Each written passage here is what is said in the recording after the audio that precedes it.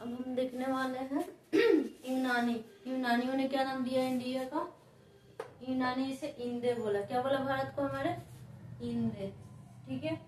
और यूनानी भाषा के इंदे के आधार पर अंग्रेजी से इंडिया बोलने लगे। यूनानी भाषा, इंदे कौन सा भाषा का शब्द है? इंदे।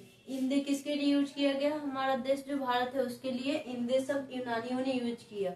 और उसी इंदे के आधार पे अंग्रेजों ने इंदे इंदे ना कह के इंडिया कहने लगा। ठीक है। यूनानियों ने इंदे नाम रखा और अंग्रेजों ने इंडिया नाम रखा हमारे भारत का। ठीक है। आई होप ये दोनों क्लियर हो गया। मध्यकाल में इस देश को हिंदुस्तान कहा जाने लगा। मैंने ये बताया था जस्ट कुछ देर पहले, इससे पहले वाला वीडियो में, कि इसको बाद में क्या कहा जाने लगा? हिंदुस्तान कहा जाने लगा। जैसे वो जो ईरानी आए थे, यूनानी नहीं ईरानी, ठीक है, यानी फारस, तो वहां से ईरान और फारस देश के लोग जो हमारे देश में प्रवेश किए, यानी सिंधु घाटी जो था उसमें उससे पार करके प्रवेश किए, तो उन्होंने सिंधु को सौ ना बोल के, सिंधु का जो सॉस है पहला वाला, तो स ना बोल के उसका प्रोनाउंसिएशन उन्होंने ह में किया, स का प्रोनाउंसिएशन, यानी सिंधु ना करके हिंदू बोला। ठीक है। और वहीं वो प्राचीन टाइम की बात है, ईरानियों ने उसको सिंधु घाटी में प्रवेश करने के बाद उस भूभाग को सिंधु ना करके हिंदू कहा कहने लगे। और वहीं मध्यकाल में आते आते वही चीज बाद में हिंदुस्तान के नाम से जाना जाने लगा, यानी हमारा इंडिया मध्यकाल में हिंदुस्तान के नाम से जाना गया। ठीक है। ये शब्द फारसी शब्द हिंदू से बना, ये जो हिंदुस्तान है फारसी शब्द हिंदू से बना है। ठीक है। और अंग्रेज इंडिया के आधार पर इंडिया नाम दिए। इसके बाद भारत की जनसंख्या का निर्माण किन किन प्रमुख नस्लों से हुआ है? प्रमुख नस्ल, पूरा नहीं, बस प्रमुख नस्ल। Proto Australian, palaeo Mediterranean, palaeo Mediterranean. पहला क्या यहाँ पे? प्रोटो ऑस्ट्रेलियन, पैलियो मेडिटेरेनियन, काकेसायड, निग्रोयड और मंगोलायड।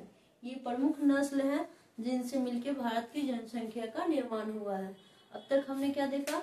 भारत का नामकरण, जम्बूद्वीप कैसे पड़ा, भारत कैसे पड़ा, भारतवर्ष कैसे पड़ा, हिंदुस्तान कैसे पड़ा, हिंदू कैसे पड़ा, और इंडिया कैसे पड़ा।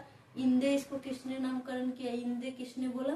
तो इंदे यूनानियों ने, अंग्रेजों ने इंडिया।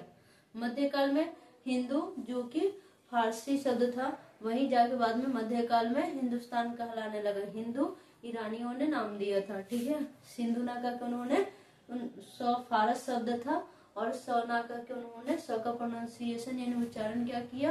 ह में किया, यानी हिंदू कहा। ठीक है। और जम्बूद्वीप पुराने समय में जामुन के पेड़ को बहुलता के कारण कहा गया। और क्या था? भारत के नाम पे भारत पड़ा। क्यों पड़ा? भारत पड़ा। भरत एक सम्राट भरत थे, और एक भरत नाम का कबीला बहुतायत संख्या में था, उसकी वजह से। ठीक है। और तीसरा क्या था हमारा? हिंदू। ठीक है। अब तक हमने भारत का नामकरण देखा कि किन किन लोगों ने भारत को किस किस नामों से पुकारा। प्राचीन इतिहास में हमारे भारत का क्या क्या कौन कौन से नामों से पुकारा गया, और यहाँ भारत में जो भी जनसंख्या है उसमें कौन कौन से नस्ल के लोग हैं। मंगोलायड भी है, निग्रोयड भी है, काकेसायड भी है, ये पैलियो मेडिटेरेनियन भी है, और ये प्रोटो ऑस्ट्रेलियड भी है। इन सारे नस्ल प्रजाति के लोगों की से मिलकर भारत की जनसंख्या का निर्माण हुआ है। अब हम देखेंगे भारत के इतिहास के बारे में जानकारी किन किन स्रोतों से मिलती है। तो विदेशियों का आगमन, विदेशी हमारे भारत में आए, और हमारे उस टाइम जितना दिन तक उन्होंने यात्रा किया, जहाँ जहाँ का यात्रा किया, अपनी यात्रा वृत्तांत को एक पुस्तक में लिखा, जिससे हम पढ़ के भारत के अपने इतिहास के बारे में पता करते हैं, प्राचीन भारत के इतिहास के बारे में।